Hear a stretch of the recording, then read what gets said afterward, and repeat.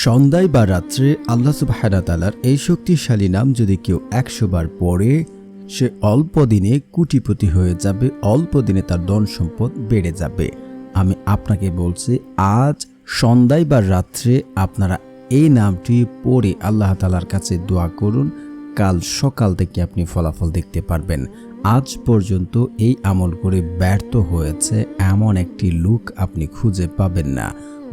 বহুবার পরীক্ষিত আজকের এই আমলটি আপনারা শুধু একদিন এবং বিশ্বাসে আমল করেন, আপনার জীবনের অভাব অনটন দারিদ্রতা যা কিছু আছে, আপনার ঋণের সমস্যা সবকিছু আল্লাহ তাআলা দূর করে দেবেন। এটা আল্লাহর ওয়াদা, যদি আপনারা নিয়ম এবং শর্ত ঠিক রেখে আমলটি করতে পারেন। তাই বলছি আপনাদের, যদি আপনারা টেনে ভিডিও দেখেন, কোনো পয়েন্ট মিস হয়ে গেলে তাহলে দোয়া কোনো কাজে আসবে না। তাই বলছি আপনারা না টেনে সম্পূর্ণ ভিডিও দেখুন। আর যারা চ্যানেলটি সাবস্ক্রাইব করবেন তাদের মনের আশা পূর্ণ হবে, এবং যারা আমলটি করবেন কমেন্টে আমিন এবং একটি লাইক দিয়ে ভিডিওটি শুরু করুন। আমরা সবাই চাই ধনী সম্পদশালী হতে, আমরা চাই আমাদের অবস্থান পরিবর্তন হোক, আমরা চাই আল্লাহ রাব্বুল আলামিন আমাদের ধনাঢ্যবান বানিয়ে দেখ। কিন্তু ধনী হওয়া কোনো খারাপ কোনো বিষয় নয়। আপনার কাছে যদি টাকা পয়সা না থাকে তাহলে আপনি আপনার পারিবারিক, আপনি সামাজিক, আপনি ধর্মীয় অনেক কিছু চাহিদা আপনি পুরা করতে পারবেন না। দেখা যাচ্ছে আপনার আদরের সন্তানকে বাজারে নিয়ে গেছেন, মার্কেটে নিয়ে গেছেন, সে ভালো একটা জিনিস কিনতে চাচ্ছে, আপনি টাকার অভাবে তাকে সেই জিনিসটা কিনে দিতে পারছেন না। তখন আপনি বুঝতে পারবেন জীবনে টাকার বা অর্থ সম্পদের কতটা গুরুত্বপূর্ণ।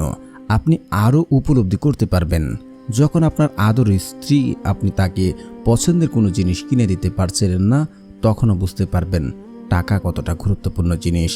আপনি তার চেয়ে বেশি আরও উপলব্ধি করতে পারবেন যখন আপনার পিতামাতা বিনা চিকিৎসায় টাকার প্রয়োজনে, তারা বিনা চিকিৎসায় অসুস্থতায় কাতরাচ্ছে, কষ্ট করছে, তখন আপনি বুঝতে পারবেন আপনার জীবনে টাকার কতটা গুরুত্বপূর্ণ। তো আমরা ধনী হতে সকলে চাই, কিন্তু আমরা সঠিক পদ্ধতি জানি না, আল্লাহ তাআলার কাছে চাইতে পারি না। আপনি যদি সারা জীবন পরিশ্রম করে যাই, সঠিক পথে যদি পরিশ্রম না করি আর আল্লাহ তাআলা যদি আমাদেরকে না দেন, তাহলে আমরা কখনোই ধনী সম্পদশালী হতে পারবো না। এটা আল্লাহ তাআলার রহমত। আল্লাহ তাআলা যাকে ইচ্ছা তাকে অঢল ধন সম্পদ দান করেন, আবার যাকে ইচ্ছা তাকে অভাব অনটনে ফেলে পরীক্ষা করেন। এটা আল্লাহ তাআলার মর্জি, এবং আল্লাহ তাআলার কাছে কিভাবে চাইলে, কখন চাইলে, কিভাবে চাইতে হবে সবকিছু আল্লাহ রাসূল সাল্লাল্লাহু আলাইহি ওয়াসাল্লাম শিখিয়ে গেছেন। এবং আমরা যদি আল্লাহ তাআলার কাছে ওই নিয়মে, ওই পদ্ধতিতে চাইতে পারি, আল্লাহ তাআলা আমাদের চাওয়া পূর্ণ করবেন। কারণ আল্লাহ রাব্বুল আলামিন পবিত্র কোরআনে বলেন, উদউনি আস্তাজিব লাকুম, তোমরা আমাকে ডাকো, আমি তোমাদের ডাকে সাড়া দেব। আল্লাহ তাআলা আরও বলেন, তোমরা আমার কাছে দোয়া করো, আমি তোমাদের দোয়া কবুল করব। আর আল্লাহ রাসূল সাল্লাল্লাহু আলাইহি ওয়াসাল্লাম ইরশাদ করেন, যখন কোনো বান্দা আল্লাহ তাআলার কাছে সঠিক নিয়মে, সঠিক পদ্ধতি মেনে আমল করে, আল্লাহ তাআলা ওই বান্দাকে খালি হাতে ফেরত দিতে লজ্জাবোধ করেন। আল্লাহ রাব্বুল আলামিন কখনোই তার বান্দাকে খালি হাতে ফেরত দেন না। এটা আল্লাহর ওয়াদা, আর আল্লাহর ওয়াদা কখনোই বরখেলাপ হয় না যদি আমরা সঠিকভাবে আমল করতে পারি। তো ধনী হওয়া কিন্তু খারাপ বিষয় না। আপনার কাছে টাকা পয়সা না থাকলে আপনি সামাজিক কোনো কাজে আপনি সেখানে সহযোগিতা করতে পারবেন না, ধর্মীয় কোনো কাজে আপনি সহযোগিতা করতে পারবেন না। আপনার কাছে টাকা পয়সা নিয়ে অর্থের সংকটে আছেন, আপনি তো ঠিকমতো ইবাদতও করতে পারবেন না। আমরা অভাব অনটন কিন্তু আমাদের কুফরির দিকে নিয়ে যায়। ধন সম্পদ জীবনে প্রয়োজন আছে, কিন্তু আমরা যদি সঠিকভাবে চাই, আল্লাহ তাআলার কাছে চাই, আমাদের যে রিজিক রয়েছে, আমাদের যে আল্লাহ তাআলা দেবেন, এটা স্পষ্ট আল্লাহ তাআলার কাছে চাইতে পারলে। কারণ বান্দার ভাগ্য পরিবর্তন করতে পারে কেবল দোয়ার মাধ্যমে, অন্য কোনো পদ্ধতি নেই বান্দার ভাগ্য পরিবর্তন করতে পারে। কারণ আপনারা তিরমিজি শরীফের হাদিস 2139 নম্বর হাদিসটা যাচাই করে দেখতে পারেন। আল্লাহ তাআলার কাছে সঠিকভাবে চাইলে দোয়া একমাত্র পারে যে বান্দার ভাগ্য পরিবর্তন করতে, অন্য কোনো পদ্ধতি, অন্য কোনো ওয়ে নেই। তো এখন কথা হচ্ছে, দোয়া করলে ভাগ্য পরিবর্তন হয়, তাহলে আমরা তো জীবনে অনেক কিছু চেয়েছি, আল্লাহ তাআলার কাছে অনেক কিছু চাচ্ছি, কোথায় তো কোনো কিছু পেলাম না। আপনাদেরকে বলে রাখছি, যদি এই 6টি ভুল বা এই 6টি লক্ষণ আপনার মাঝে দেখে থাকে, তাহলে আপনার দোয়া কবুল করবেন না। আল্লাহ তাআলা কিন্তু বলছেন, আমার কাছে দোয়া করবেন, তোমাদের দোয়া কবুল করব, কিন্তু শর্ত এবং নিয়ম রয়েছে।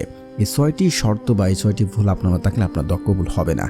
এক হচ্ছে যে ব্যক্তি হচ্ছে আত্মীয় সম্পর্ক চিহ্নিত করার দোয়া করে, আমি তাকে দেখতে চাই না, তার সাথে কথা বলতে চাই না, এমন এমন কথাবার্তা বললে ওই ব্যক্তির দোয়া আল্লাহ রাব্বুল আলামিন কখনোই কবুল করেন না।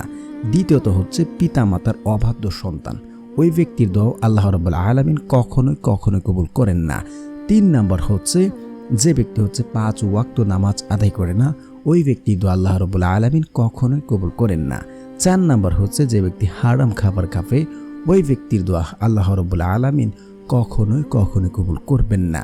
5 নম্বর হচ্ছে যে ব্যক্তি আমল করছে, পুনরায় পাপ কাজ করছে, আল্লাহ তাআলার কাছে নাফরমানি করছে, ওই ব্যক্তির দোয়া আল্লাহ রাব্বুল আলামিন কখনোই কবুল করবেন না। সর্বশেষ হচ্ছে যে ব্যক্তি হচ্ছে তাড়াহুড়া করে, আপনি এখন আমল করছেন, কেন ফলাফল পেলাম না, আল্লাহ আমাকে দিল না, এমনটা বললে আপনার দোয়া কখনোই কবুল হবে না। একটি হাদিস আছে, বান্দার দোয়া ততক্ষণ পর্যন্ত কবুল হয় যতক্ষণ পর্যন্ত সে বলেছে আমার দোয়া কবুল করা হলো না। তো কখনোই আপনি তাড়াহুড়া করবেন না, এটি করলে আপনার দোয়া কাছে আসবে না। আরেকটা ভুল করে অনেকে বিশ্বাস করে না। আপনাদেরকে বলছি, আপনি আল্লাহ তাআলার কাছে ইয়াকিন এবং বিশ্বাস রেখে কায়েম মনোবাক্যে আপনাকে আমলটি করতে হবে, তাহলে আপনার দোয়া কবুল হবে। যদি এই নিয়মগুলো শর্তগুলো আপনি ঠিক রাখেন, তাহলে আপনার দোয়া 3টা থেকে যে কোনো একটা হবে। এক হচ্ছে আপনি আল্লাহ তাআলার কাছে টাকা পয়সা ধন সম্পদ যা চাচ্ছেন, আল্লাহ তাআলা আপনাকে হুবহু দুনিয়াতে তা কবুল করে পাঠিয়ে দেবেন। নয়তোবা আপনার জন্য আপনার জীবনে বড় কোনো বিপদ আপদ আসতো, বড় কোনো সমস্যা হতো, বড় কোনো অসুস্থতায় পড়তেন, এই দোয়ার ওসিলায় আল্লাহ রাব্বুল আলামিন এই সকল বিপদ আপদ দূর করে দেন। তৃতীয়ত হচ্ছে সেটা আমার জন্য আপনার জন্য, সে দোয়া আল্লাহ রাব্বুল আলামিন আখিরাতের জন্য রেখে দেন। যখন কেউ কাউকে চিনবে না, ওই কঠিন মুহূর্তে এই দোয়া আপনার জন্য আমার জন্য কাজে আসবে, যদি শর্ত এবং নিয়ম ঠিক থাকে। তাহলে এখন কথা হচ্ছে, তাহলে আমরা আজকের এই আমলটি কিভাবে করব? আমলটি করার জন্য সর্বপ্রথম আপনি সন্ধ্যায় অথবা রাত্রে যে কোনো সময় আমলটি করার একই নিয়ম, আপনাকে উত্তমরূপে উজু করতে হবে। উজু করে আপনারা অবশ্যই 2 রাকাত নফল নামাজ পড়ে নেবেন। নামাজ পড়ে নামাজে বসে আপনি নিজে নিজে সিউরিটি হবেন যে আমার দোয়া কবুল হবে, আল্লাহ তাআলা আমাকে দেবে, আমার দোয়া আল্লাহ তাআলা শুনছেন, আল্লাহর কসম করে বলছে আপনার দোয়া কবুল হবে। কারণ একটি হাদিস এমন আছে, বান্দা আল্লাহর প্রতি যেমন ধারণা রাখেন, আল্লাহ ঠিক তার সাথে তেমন আচরণ করে থাকেন। আপনি যদি ইয়াকিন এবং বিশ্বাস রাখেন, আপনার দোয়া কবুল হবে, 100% নিশ্চিত থাকতে পারেন। আপনি যদি 2 চোখের পানি ফেলে পূর্বের পাপের জন্য লজ্জিত হয়ে অন্তরটাকে নরম করে সফট করে আল্লাহ তাআলার কাছে চাইতে পারেন, আপনার দোয়া আপনার 2 চোখের পানি জমিনে পড়ার আগে আল্লাহ তাআলা কবুল করে নেবে। তারপরে হচ্ছে আপনার দোয়া দ্রুত কবুল হওয়ার জন্য আপনারা পড়ে নেবেন ইস্তিগফার। ইস্তিগফারের বহু ফজিলত রয়েছে, যা বর্ণনা করে শেষ করতে পারবো না। যে ব্যক্তি আল্লাহ তাআলার কাছে ক্ষমা চায়, ফিরে আসে, তওবা করে, আপনারা সূরা নূহ আয়াত নাম্বার 12টা যাচাই করে দেখবেন, ওই ব্যক্তির জন্য আল্লাহ তাআলা তার জীবনের অভাব অনটন দারিদ্রতা সবকিছু দূর করে দেন, তার সন্তান সন্তুষ্টি বাড়িয়ে দেন। আপনারা আবু দাউদের হাদিস নাম্বার 1518 নম্বর হাদিস দেখবেন, যে ব্যক্তি ইস্তিগফার পড়বে বেশি আল্লাহ রাব্বুল আলামিন ওই ব্যক্তির জীবনের অভাব অনটন দারিদ্রতা যা কিছু আছে, রিজিকের সমস্যা সবকিছু, বেকারত্ব আল্লাহ তাআলা দূর করে দেন।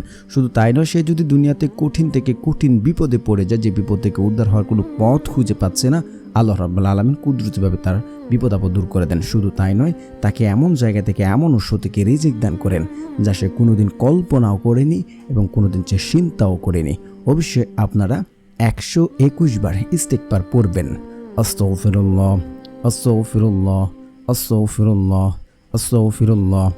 তারপরে হচ্ছে আপনারা পড়ে নেবেন দুরূদ শরীফ। কারণ রাসূল সাল্লাল্লাহু আলাইহি ওয়াসাল্লামের উপরে আপনি দুরূদ পড়েননি, তার মানে আপনার দোয়া কবুল হবে না, সেটা আসমানে গিয়ে ঝুলন্ত অবস্থায় থাকবে। সে দোয়া আল্লাহ তাআলা কবুল করবেন না, সেটা আসমানে ঝুলন্ত অবস্থায় থাকবে। তো রাসূল সাল্লাল্লাহু আলাইহি ওয়াসাল্লামের উপরে আপনারা দুরূদ শরীফ পড়ে নেবেন। তো যারা পারেন না, আমার সাথে সাথে পড়ে নিন, শুনলেও হয়ে যাবে ইনশাআল্লাহ। আল্লাহুম্মা সাল্লি আলা মুহাম্মাদ ওয়া আলা আলি মুহাম্মাদ কামা সাল্লাইতা আলা ইব্রাহিম ওয়া আলা আলি ইব্রাহিম ইন্নাকা হামিদুম মাজিদ। আল্লাহুম্মা বারিক আলা মুহাম্মাদ ওয়া আলা আলি মুহাম্মাদ কামা বারাকতা আলা ইব্রাহিম ওয়া আলা আলি ইব্রাহিম ইন্নাকা হামিদুম মাজিদ। তো আপনারা যারা এটা পারবেন না, আপনারা পড়ে নেবেন সাল্লাল্লাহু আলাইহি ওয়াসাল্লাম, সাল্লাল্লাহু আলাইহি ওয়াসাল্লাম, সাল্লাল্লাহু আলাইহি ওয়াসাল্লাম। তারপরে হচ্ছে আপনারা পড়ে নেবেন একবার সূরা ফাতিহা। বিসমিল্লাহির রহমানির রহিম, আলহামদুলিল্লাহি রাব্বিল আলামিন, আর রহমানির রহিম, মালিকি ইয়াউমিদ্দিন, ইয়াকা না'বুদু ওয়া ইয়াকা নাস্তাঈন, ইহদিনাস সিরাতাল মুস্তাকিম, সিরাতাল লাযীনা আন'আমতা আলাইহিম গায়রিল মাগদুবি আলাইহিম ওয়ালাদ-দাল্লিন, আমিন। তারপরে হচ্ছে আপনারা 3 বার সূরা ইখলাস পড়ে নেবেন। বিসমিল্লাহির রহমানির রহিম, কুল হুয়াল্লাহু আহাদ, আল্লাহুস সামাদ, লাম ইয়ালিদ ওয়া লাম ইউলাদ ওয়া লাম ইয়াকুল লাহু কুফুয়ান আহাদ। তারপরে হচ্ছে আপনি যদি ঋণগ্রস্ত অবস্থা থাকেন, ঋণ পরিশোধ করতে পারছেন না, তাহলে এই দোয়াটি আপনারা 7 বার পড়বেন। আল্লাহুম্মা কফিনি বিহালালিকা ওয়ান হারামিকা ওয়া আগনিনি বিফাদলিকা আম্মান সিওয়াক। তারপরে হচ্ছে আপনার আল্লাহ তাআলার এই শক্তিশালী নামটি পড়ে নেবেন। তো প্রিয় বন্ধুরা, যারা এই চ্যানেলটি সাবস্ক্রাইব করবেন তাদেরও মনের আশা পূর্ণ হবে ইনশাআল্লাহ।